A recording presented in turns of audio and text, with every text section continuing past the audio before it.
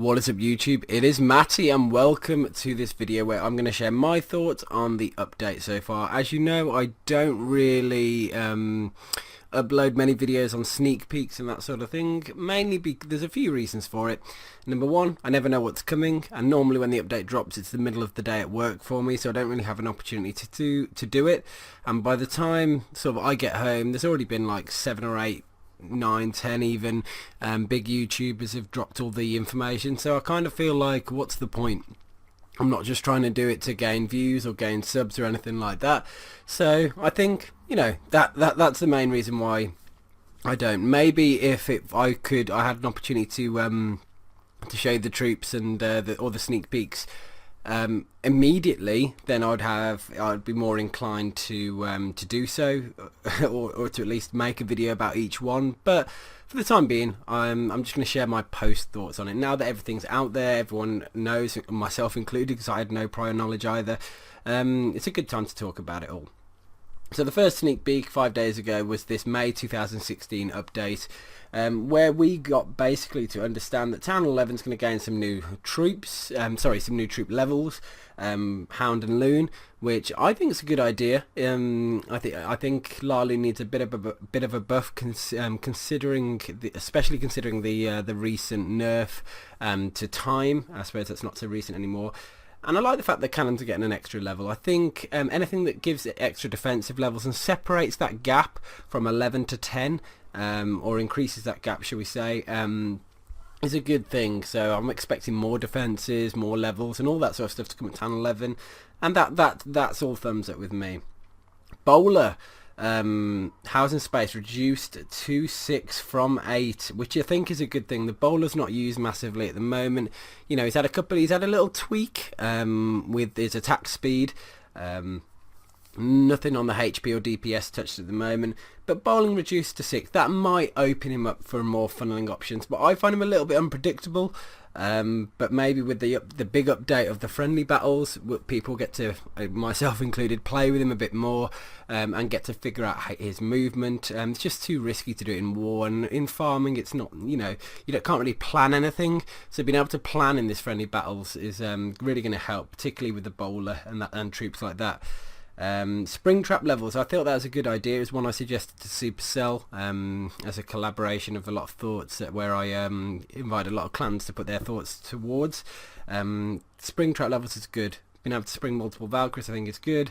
Valk raids have been evolving, base designs have been evolving too, and I think they're not as OP as people first thought they were, but with maybe a couple of these tweaks, again, gaps are going to be, new strategies are going to open up with the new troops that are coming out soon anyway.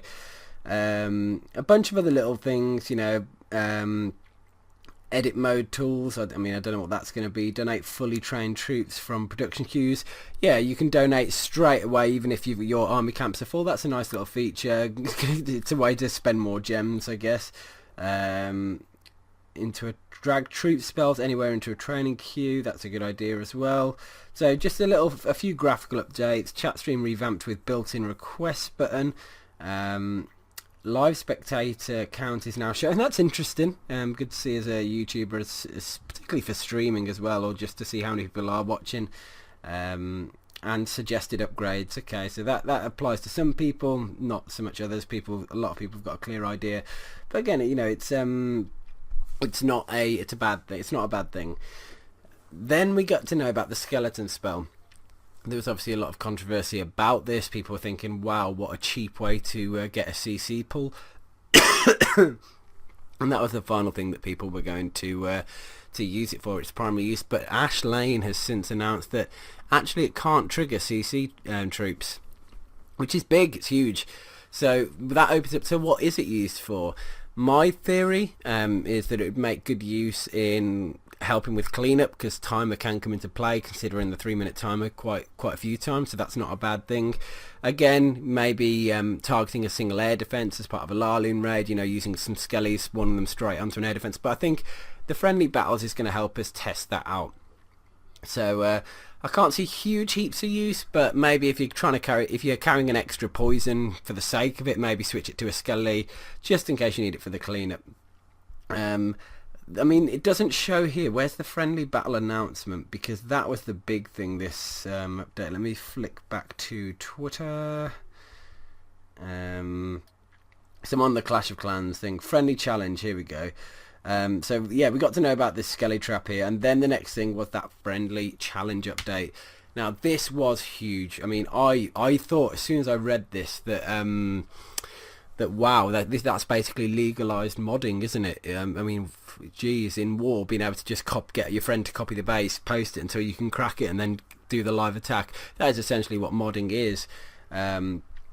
So huge waves in the community from that. But they've since announced that there's a 24. This is why I don't like to do almost like speculation videos, and now I can make a more informed one. But yeah, since they've now said that there's a 24-hour cooldown on base layouts, and now you can't see bases on prep day of the enemy bases. So that's huge. It means you can't mod the current war bases, obviously popular internet bases.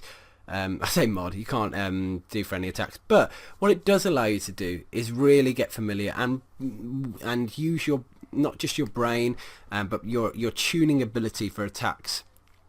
There was an announcement that the person that has to issue the challenge or the request to battle has to keep doing it every time the attacker wants to retry.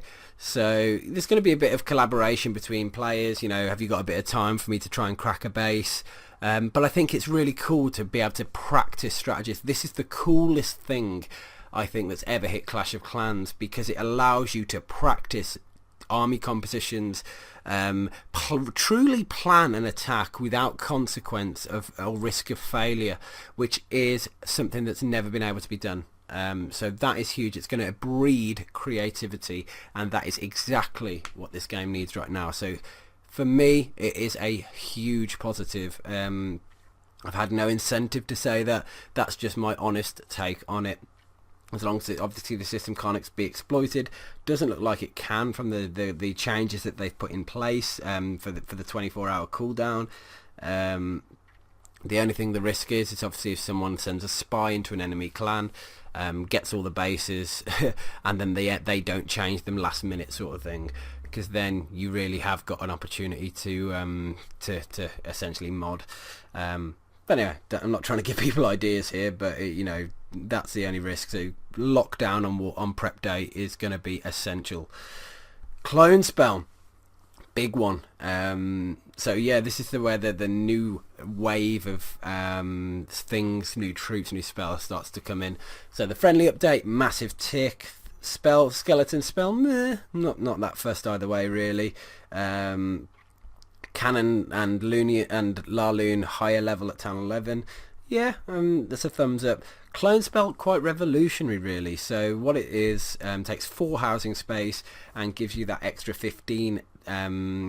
Gives you it's the same level as Clan Castle sort of thing. So I think at Town 9 you get, or Town 8 you get 20 space. Well, I think it's available at Town 10, you can see, but if it's level 1 you get 20 space all the way up to the max level, which will give you 35.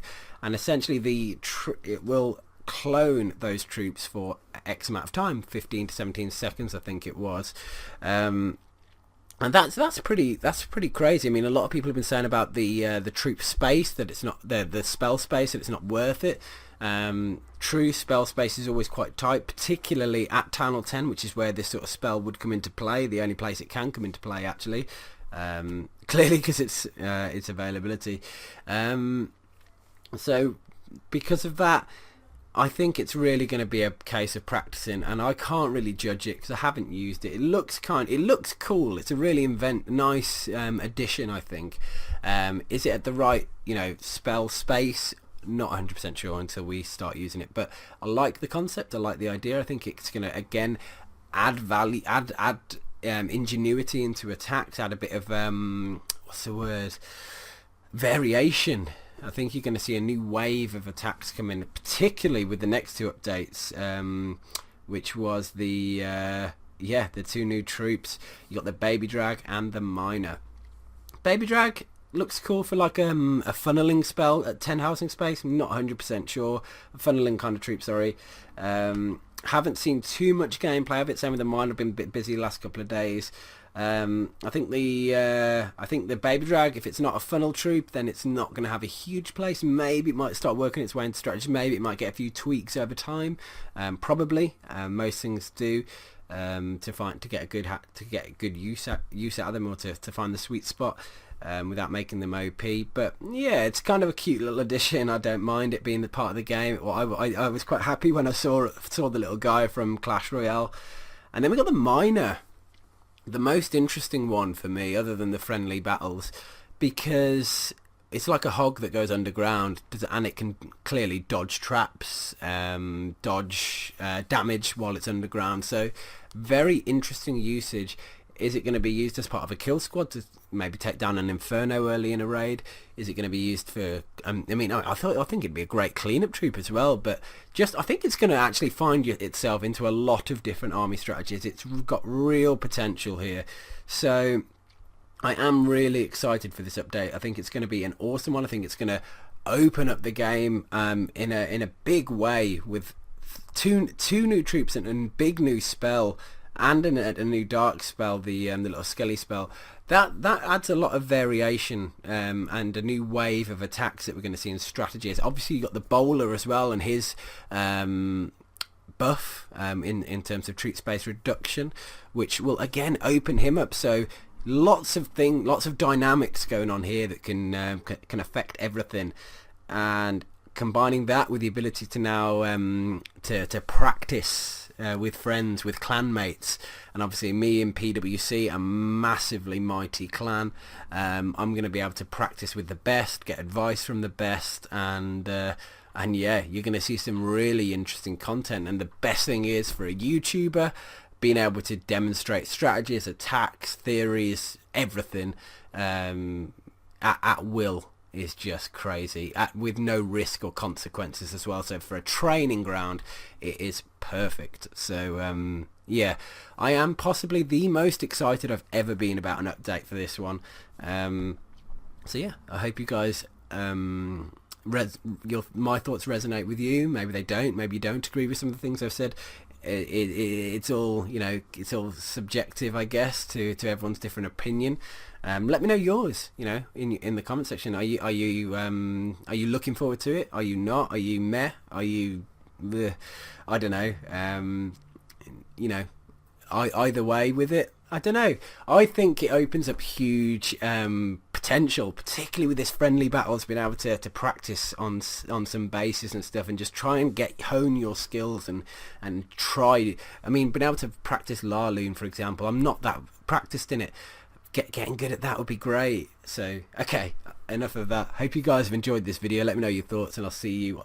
Subscribe if you haven't already, of course, and catch you on the next one. Peace.